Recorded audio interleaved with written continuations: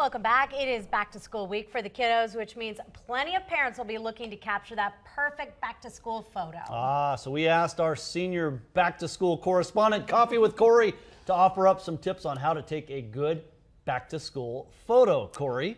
Yeah, Matt and Cherson, I was up all night researching this, and I found that to get a good picture of your child for back to school, what you want to do is hold your camera or phone in your hand, point it at your child, and then push the button that takes the pictures. Back to you. Okay, so Cory, I mean, that was great, but I think we were looking for something a little more in-depth. Most parents know how to, actually push the button, use it. But do you have any tips on how they could get the most out of that camera? Ooh.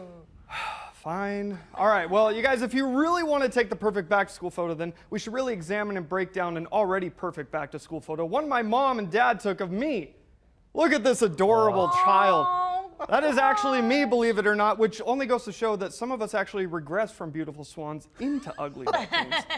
But let's break this down because my parents really did it right. First, let's talk about the light source, okay? You're going to want to make sure that your light source, in this case the sun, is shining directly into the eyes of your children. Some photographers will talk about backlighting. Nah, you want to get the sun right in their eyes so their eyes are perfectly shut during the picture. Next, you might see some parents give their kids a little chalkboard sign like this one here, one that outlines what grade they're going into, their likes and interests at that particular point in time. Any sort of reference that says, this picture was taken at this time, this is too trendy, and it just makes too much sense. No, you definitely want to do something like my parents did. Nothing. Show absolutely no reference of what grade I was in here. You want your children to develop those critical thinking skills for themselves. Thanks, Mom and Dad. I've developed some fine critical thinking skills, and judging by this photo, and the fact that I was a late bloomer, I'm going to say I was going into my junior year of high school here. Maybe? I don't know. Next, let's talk about wardrobe styles. They're going to come and go. You really want something timeless, something that will not look outdated 20 years later, something that will in no way ever be associated with a once beloved comedian who turned into an awful human being.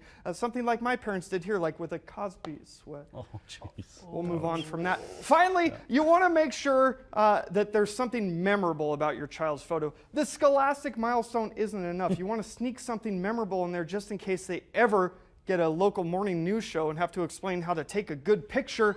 Something like, oh, I don't know. Oh, no! Their fly completely unzipped. Cory! Remember, parents, if your kid's fly is down, don't tell them. Take the picture, let them go to school, because believe me, the kids there will let them know, and they'll remember it for 20 years. Back to you guys. Oh, my goodness gracious. It's attention to detail, Cory, that makes all the difference, isn't it? Yes, it is. Yes, it is. I'm so sorry. Still to come here this morning on Good Day. Routines are good for healthy time management skills.